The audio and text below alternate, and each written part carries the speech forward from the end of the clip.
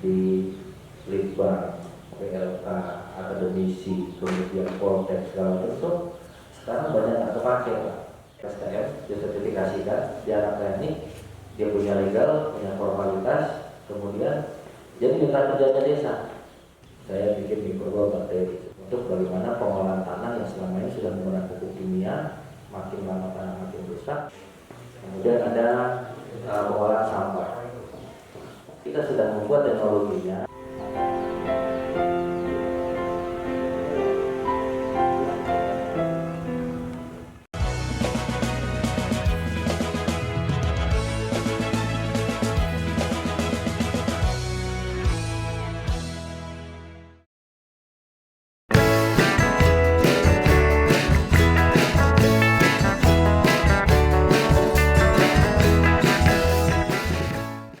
Di dalam mobil nggak apa-ngapain, pakai cendem deh. Udah pasti tidur Pak. Itu pilihan pertama. Mau bikin konten bentar lagi Pak. Konten tidur Pak.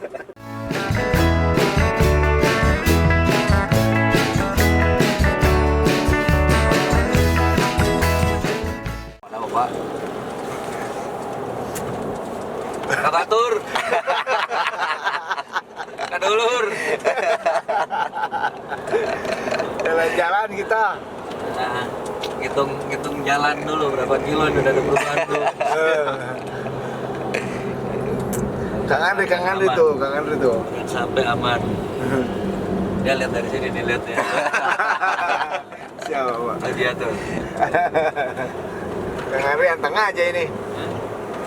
Nikmatin dong. Balik mati ini.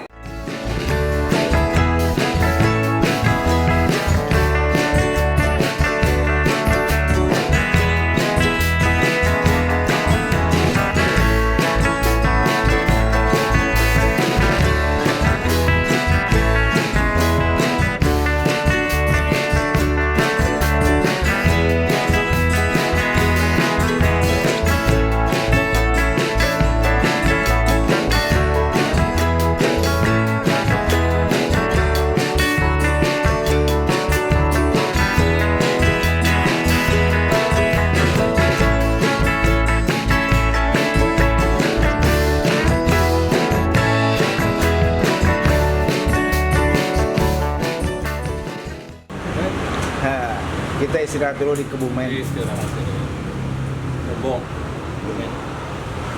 Lumayan juga ya. Dari jam berapa kita pergi tadi? 8 ya? Kan santai. Santai. Nikmati perjalanan. Gimana Kades perjalanannya? Menyenangkan. Wis, Bapak. Enjoy ngopi, Pak. Ngopi. Apa itu, Bapak? Oh, lah segar ya. Untuk panas dalam, Pak Mama. Dari tadi panas terus. Siap. Kita perjalanan lumayan santai. Kita menuju Purworejo, ya normal. Kita mau Nostalgia terus ke Bandung, Malang. iya, Pak. Letnan. Perjalanan sendiri. Mantap Pak, pokoknya mah. Ngopi, ngopi. Jangan ngelamun aja. Botoh dimanapun berada, ngopi lur. Nah, kopi kesukaan, Persib Bandung kebanggaan. Yeah. Kopinya kopi Toraja. Kopi dalam negeri Indonesia.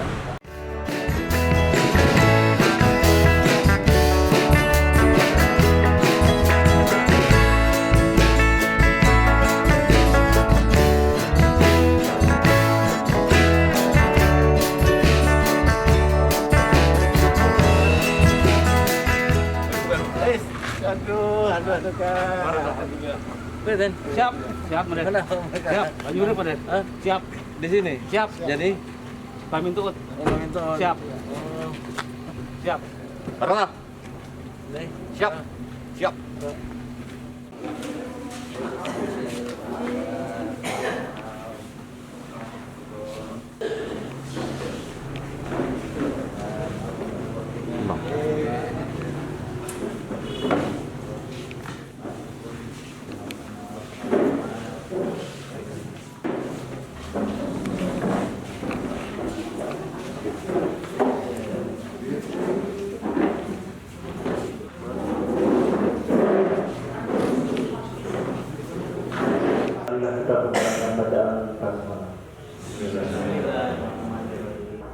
Bismillahirrahmanirrahim.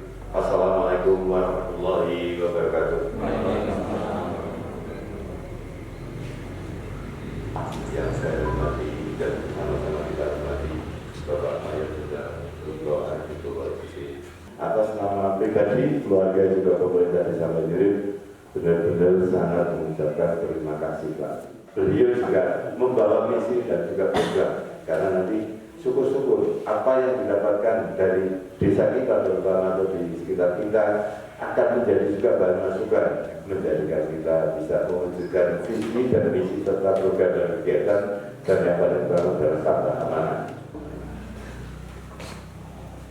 Suatu kehormatan yang luar biasa, mohon izin Bapak Jenderal pada pagi hari ini Bapak Jenderal bisa hadir di Desa Banjarnegara ini, suatu kehormatan bagi kita semua. Kita alhamdulillah. Kemungkinan di Jawa Tengah dalam Purworejo saja Bapak Ibu. Jadi suatu kehormatan yang luar biasa pada pagi hari ini. Kami juga merasa bangga, merasa senang beliau bisa hadir di Desa Banjarnegara ini. Mudah-mudahan dengan kehadiran beliau ke depan Desa Banjarnegara khususnya umumnya Kabupaten Purworejo untuk masalah pertanian akan semakin meningkat, semakin gemaripah original. Juga ke depan lebih baik lagi. Kami mohon izin Jenderal tidak bisa panjang lebar karena kebetulan bentar Pak sama dengan Pak Jenderal. Siap. Jadi sementara itu saja Bapak Ibu sekalian, sekali lagi suatu kehormatan yang luar biasa. Pada pagi hari ini kita bisa bersilaturahmi, bertatap muka dengan Bapak Jenderal Kunto Arif Wibowo.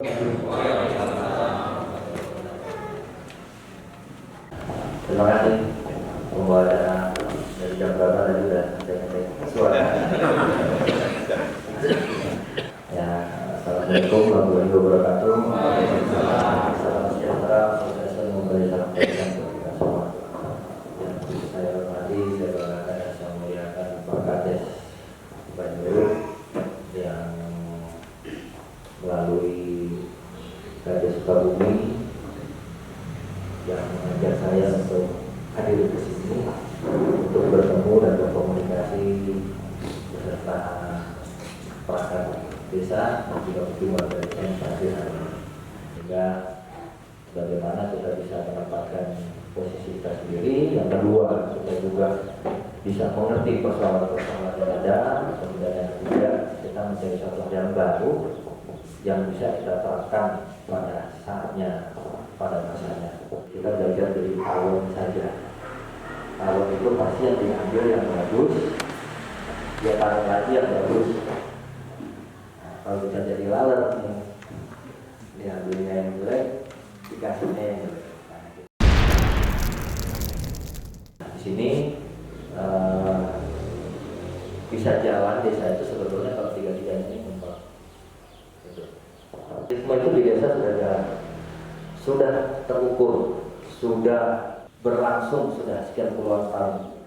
Kewenangannya Kades itu besar kalau dia diberikan kesempatan atau diberi waktu atau memang dia untuk mengkolaboratifkan. Contoh di Litbang, PLK, akademisi, kemudian Poltek segala macam, sekarang banyak tak terpakai Pak. Karena para sistem pemerintahan kita yang memerankan mereka sekarang dari pihak ketiga. Itulah yang namanya sekarang lagi tren, katanya oligarki dan segala macam. Karena fungsi akademisi, pendidikan, sampai poltek dan segala macam ini nggak dimanfaatkan sebagai pairing partnernya desa. Coba anak-anak yang sudah punya keahlian dilegalkan, disertifikasikan menjadi programnya desa. Sehingga anak kita yang punya keahlian, dia punya sertifikat legal itu bisa menjadikan sarana untuk lapangan pekerjaan. STM disertifikasikan, dia anak teknik, dia punya legal, punya formalitas, kemudian jadi mitra kerjanya desa. Nah inilah yang dibiayai sama desa lagi. Nah, dan kami yang Kapolsek itu mengikuti. Selama ini kita prioritas kebijakannya Kades kan masing-masing berbeda. mau mengutamakan sumber daya manusianya dulu, atau mengutamakan sarana prasarana dulu, atau mengutamakan regulasi dulu, atau mengutamakan anggaran dulu. Nah, ini 4 pokok pembahasan operasional ini yang menjadi blundernya Kades. Jadi Kades identik kalau dibilang berhasil itu kalau sudah membangunnya kelihatan itu. Kalau saya di Jawa Barat itu saya bikin konsorsium koperasi, Polsek, Koramil, sama desa.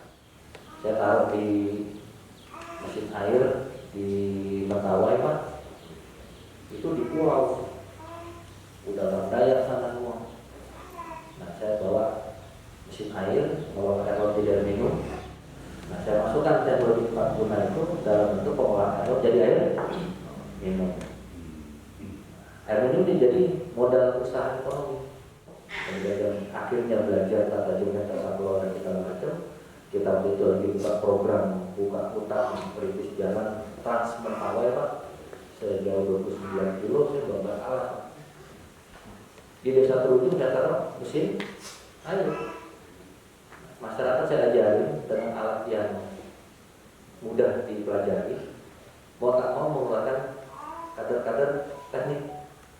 Nah mesin airnya dijual untuk kebutuhan air. Bagaimana sosial budaya, sosial ekonomi dan teknologi Guna yang bisa mengendalikan pertama adalah perangkat desa. Kenapa? Karena kita punya daerah, punya wilayah, punya orang, punya kesepakatan. Solusinya adalah bagaimana menekan nilai ekonomis itu menjadi nilai yang lebih. Gitu. Semua bicaranya aspek strategis itu pasti pertama masalah energi, masalah pangan, masalah air, masalah transportasi, masalah komunikasi, dan masalah kebijakan. Saya di sini bagaimana menguatkan Kades di sana. Saya tidak terlalu banyak intervensi, tapi saya memberikan gambaran bagaimana menambahkan sub untuk menjadi suatu hal yang optimal. Saya bikin mikro bakteri, terbanyak Bapak bisa bikin untuk bagaimana pengolahan tanah yang selama ini sudah menggunakan pupuk kimia, makin lama tanah makin rusak, selisih ini yang menjadi nilai pupuk jadi mahal. Nah, bagaimana sekarang tanah ini kita kembalikan lagi menjadi tanah yang bagus harannya. Seperti itu. Sampai akhirnya kalau nilai efisiensi itu didapat, maka ada selisih yang lebih dari hasil panen. Kemudian ada pengolahan sampah. Kita sudah membuat teknologinya. Saya mengolah sampah jadi briket, tapi panasnya sampai di 800 derajat per kalori, setara dengan batu bara yang kalori 5000. Nah, kalau pabrik itu dia harus ngambil di batu bara mahal, kenapa tidak ngambil energi dari lokal yang seharusnya itu menjadikan potensi bakar? Seperti ini juga jadi ekonomi. Dari tingkat atas sampai tingkat bawah, apa yang menjadi pokok pembahasan dan apa yang dioperasionalkan itu pertama adalah sumber daya manusia, 2 itu sarana prasarana, ada infrastruktur, 3 itu regulasi, 4 itu anggaran. Nah, tinggal maka di sini di dalam pemimpin ini mengutamakan apa? Tapi kalau saya boleh berpikir, yang paling sulit itu adalah membangun kaderisasi dan desentralisasi itu di bidang manusia. Seperti itu. Di bidang sertifikasi profesi itu lebih penting menurut saya daripada bikin infrastruktur. Tapi kalau boleh jujur, namanya manusia pengennya jalan gitu. Yang perlu kami suarakan hari ini, kami ini berpartner dengan PPA, petugas pintu air, untuk Gedung Putri ini Pak. Teman-teman kami ini sampai hari ini cuma kerja 7 bulan. Sementara dari PPA yang ikut provinsi APBD Pak, yang Probolo, ini mereka bisa kerja 11 bulan, yang sehingga pelayanannya terhadap para petani pasti lebih maksimal. Alasan dari konsultan kami waktu itu perhitungan UMR. Oleh karena itu kami mohon untuk bisa diperjuangkan teman-teman para pekerja pintu air ini agar bisa bekerja 11 bulan Pak. yang dari APBN itu yang ikut BPBS.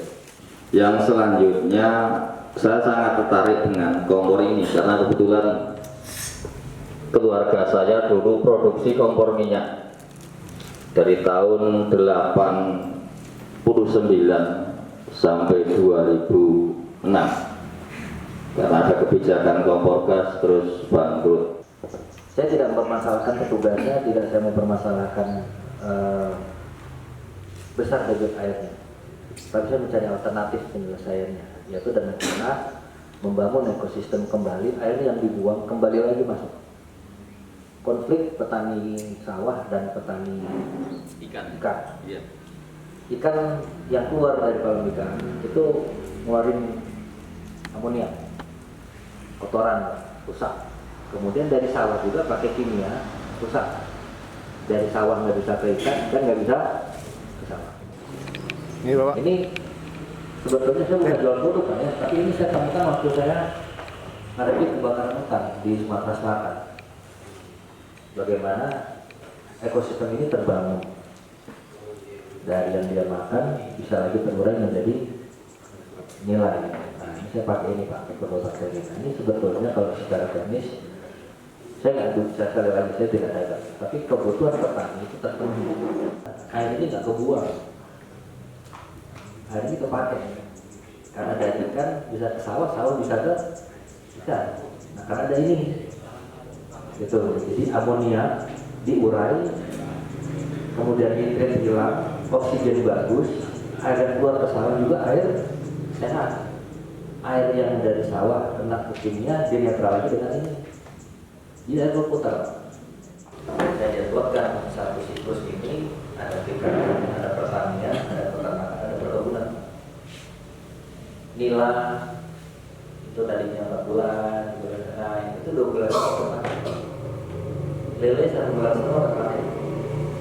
Nanti kan dipercepat, pakannya dicampurin nila. Ya tadi itu saya bilang kalau cuma isi pakannya banyak karbohidratnya, ya ikan nggak sehat. Airnya juga, yang kalau sudah makin banyak amoniaknya, nitritnya juga, ya sama kayak kita kalau keracunan asap itu kan kita sesat. Akhirnya saya coba pakai ini, coba bagi aja. Tambah akhirnya yang sapi itu jadi bersih, sehat, makannya banyak, per bulan bobotnya tinggi. Ya seperti ini kita bagaimana membuat kekuatan ekonomi itu kuat, bagaimana membuat masyarakat itu kuat, bagaimana itu mampan. Nah, saya selama jadi petani di Desa Banyurik ini, itu yang paling dirasakan oleh masyarakat kesulitannya itu adalah pertama memang akhir-akhir ini masalah pupuk. Jadi kalau mereka itu kosnya tinggi, itu kadang-kadang impas lah ditambahkan itu. Nah, tadi saya tertarik mengenai pupuk organik mungkin lebih murah katanya dari pupuk kimia, dan pupuk organik lebih menguntungkan daripada kimia. Tapi ini untuk merubah petani tradisional itu dari pupuk kimia menjadi organik, itu usaha pemerintah sudah berkali-kali diusahakan supaya pakai pupuk organik. Bagaimana cara mendorong untuk petani untuk menggunakan pupuk organik sehingga mengurangi pupuk kimia. Di Majalengka, teman-teman pada nanam padi Pak, bagi saya nanam bawang. Di Ketawa itu nanam petani, bawangnya ambil dari Brebes. Begitu panen, orang Brebes datang supaya bawang ini tidak keluar, tetap dia yang ambil, kemudian hasilnya lebih bagus daripada di Brebesnya sendiri. Lalu petani sawah ini kan diam Pak. Biasa petani kan kalau nggak lihat dulu nggak mau berubah. Tapi akhirnya nanam sawah dia, nanam bawang dia akhirnya. Nah ini kan yang menjadikan alternatif tadi saya bilang. Dari aspek bilang teknis pertanian, tapi aspek sosial lainnya kan kita sama. Makin ada duit, tetap ya kita makin bisa masyarakat hidup kan gitu bahasanya. Tapi sekarang kita bicarakan tadi, sama kayak saya di Palembang, zamannya kebakaran hutan mati gambut. Sekarang sudah jadi sawah. Tadinya petani sana sawit, sekarang sawit jadi hiburannya, pokoknya jadi sawah sama kebun nanas. ini kan harus ada dari bahasanya seperti itu. Gak bisa kita berubah mindset, tapi meningkatkan mindset itu lebih baik. Karena kalau kita tanya sama petani, Bapak udah sekian tahun tadi di petani, ya nggak apa-apa, biarkan saja itu. Tapi bagaimana mengembalikan menjadi murah lagi? Kan itu harus kita cari caranya. Kita mempertahankan kita menjadi petani unggul ini, ya kita juga mempertahankan juga tanah yang dikelola kan gitu, Pak. Tapi kalau saya balikkan pertanyaan, apabila tanah ini menghasilkan nilai plus, pasti ini juga akan ikut apa? Karena orang yang dijual yang seperti proses tadi itu. Kompor biomas ini saya juga selaku kepala desa di Sukabumi, sekarang banyak UMKM yang juga mau beralih ke kompor ini karena mungkin sekarang ke depan ini gas itu mulai mahal dan susah juga. Nah ini kita menggunakan aki ya. Aki ini untuk apa? Aki ini di sini ada blower. Nah ini juga ada untuk lampu nih. Lampu kalau kita Mati lampu. pakai ini lampu di sini min sama plusnya. Ini untuk awal aja.